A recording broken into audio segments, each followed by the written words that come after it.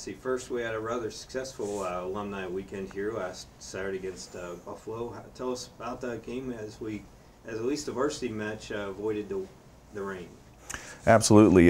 This weekend was a good weekend for us. With our game against Buffalo, we had a huge opportunity to get us, I guess, with some forward momentum. And on top of that, we had a chance to play guys that haven't got as much time and try some different combinations. So we were able to see sort of what our future looks like in terms of players. And first half we came out, we ran up I think 43 points in the first half.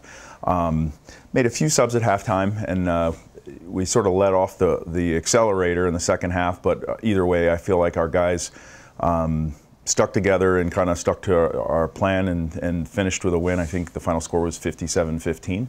So it was a very strong showing by the first side. And then our JV team came out, won 69-0. And then our freshmen yesterday beat Notre Dame college freshmen 28-10. So overall, it was a phenomenal weekend for all the teams. So. Well, coming in now into a big road weekend of the season, how will it be for the team to play twice in just a matter of less than 2 days, and then go ahead and tell us your first opponent on Friday night about Delaware? Yeah, well, it's actually going to be 4 games between our entire squad over the course of 2 days. Friday night we will play University of Delaware, who are a former Rugby East opponent trying to come back into our conference. We'll then have our JV play theirs.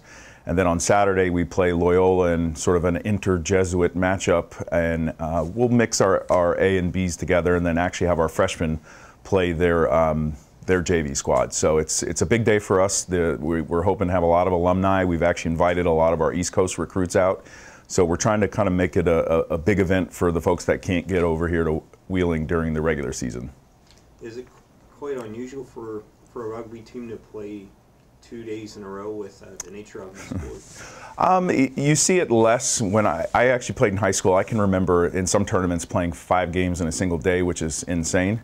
But that was in the 80s, and it's what we did.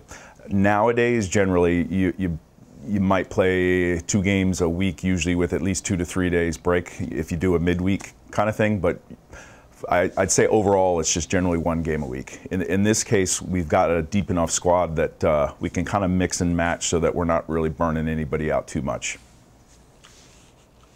And finally then on November 7th we come back for your home finale as well as the fall regular season's finale against West Virginia University. What type of match will the fans see on the home finale there? Well, I think anytime you get 2 sort of premier rugby teams in the state of West Virginia playing, you're going to get a great matchup. It's always hard fought. West Virginia's had a bit of a struggle this season getting used to the tempo and quality of competition here in Rugby East.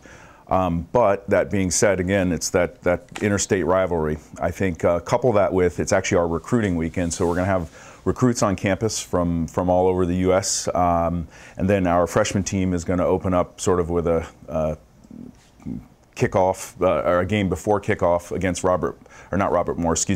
California University of Pennsylvania. So it's another triple header of rugby, full day.